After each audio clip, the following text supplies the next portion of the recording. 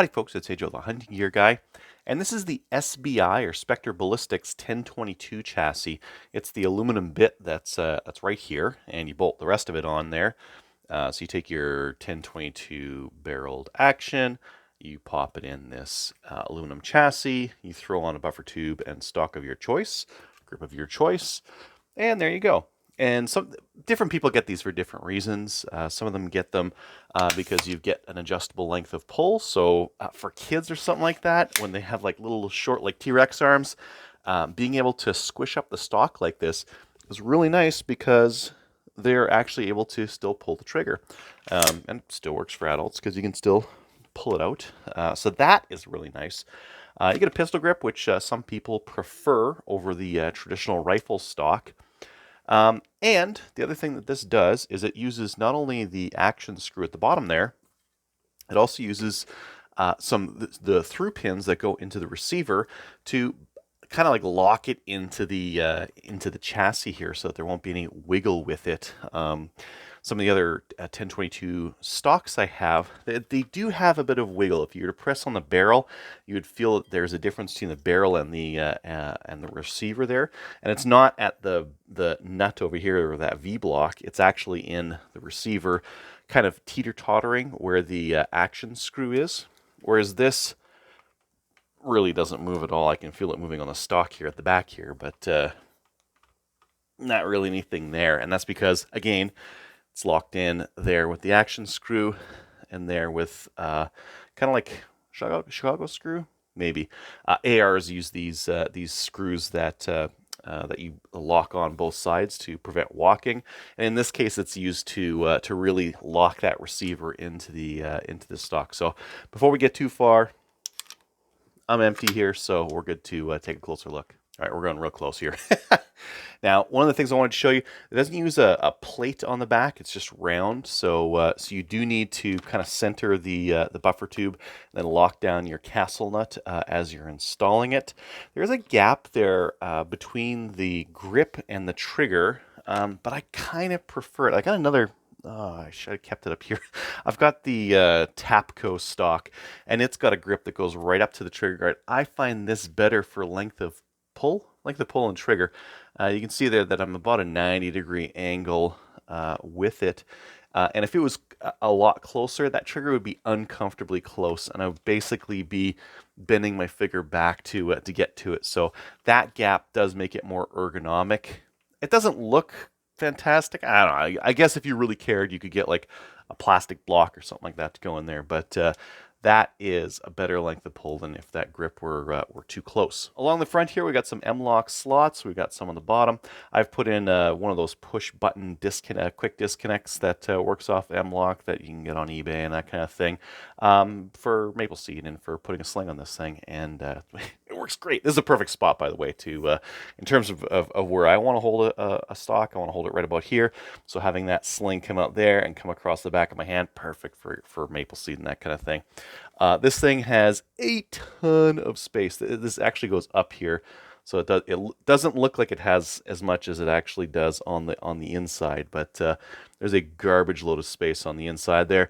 I've had with some of my other stocks, especially on my ARs, if you try to mount anything, you hit your gas block or something like that because there's something in the way.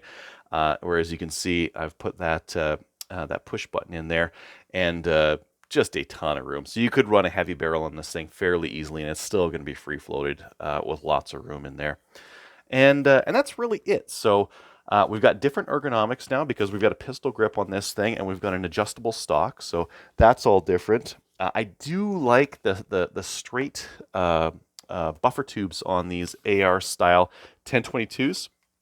Because it allows you to go low on the scope and still get a really great cheek weld. Like my cheek weld there is just perfect. You can see I got nice, good squish on my cheek there, and that's right where it needs to be. Now I opted to leave the paddle release on. These things are really handy, and I've got one of these guys here.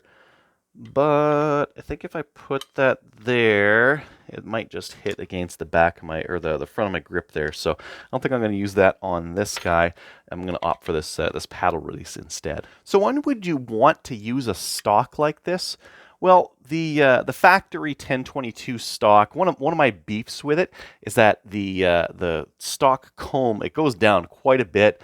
You need a cheek piece on top to even make it make sense. It's got like a really weird concave butt on it. That's really not super comfortable for shooting. So um, that stock sucks. So if you're going to run a scope on your 1022, you kind of have to get another stock.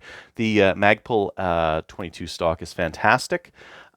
If you want something that's a little bit more flexible in terms of length of pull that doesn't use shims, that you got to pull screws out, this is a lot faster to use. If you want something that uses a pistol grip, and if you want to kind of use your 1022 like an AR, this is a better deal to use.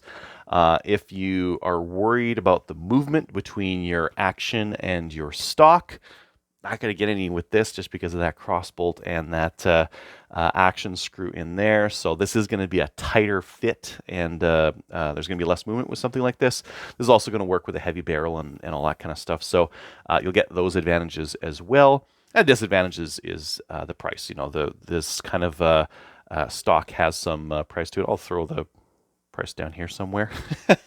But one thing I really love is just using any buffer tube, any stock, any grip. That's really nice because at this point the AR is not a rifle; it's a platform, and the platform allows you to use all this cool stuff you want. So if you wanted to use like a palm shelf grip, or something that's really goopy, or something that's a little bit softer on your hands, or a standard A2 grip, you can. There's tons of options out there. Spectre actually has a carbon fiber 3D printed one that you could use if you want something with a little bit more grip to it. So lots of options with this kind of thing. With the M-lock on the front, that's kind of the way things are going these days. So you can throw sling swivels on there. You can throw some lights or whatever other kind of nonsense you want to throw on the front of your rifle there. And again, because it's free floated, you can run a heavier barrel if you want to, and it'll still be free floated. So pretty cool stock system, and one you might want to take a look at. Thanks for watching.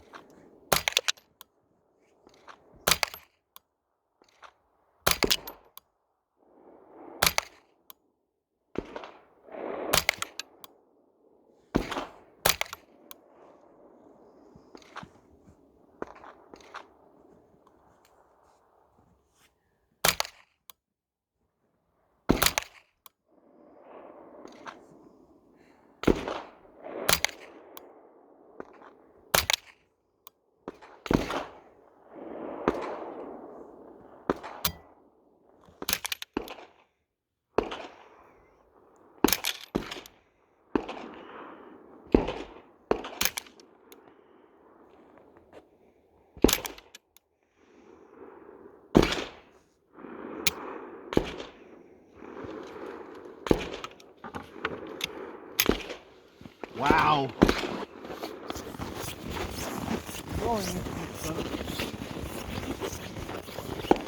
Okay, so we're shooting Blazer and SK Standard Plus. Now, the Blazer did okay, but I want to show you guys this SK.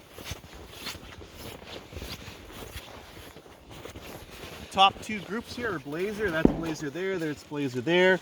That's SK Plus, and that's SK Plus there as well. So getting to that ragged hole territory. These are right around 1/3 to 1/4 of an inch. That's looking fantastic for the amount of shots that are going in there. Great accuracy.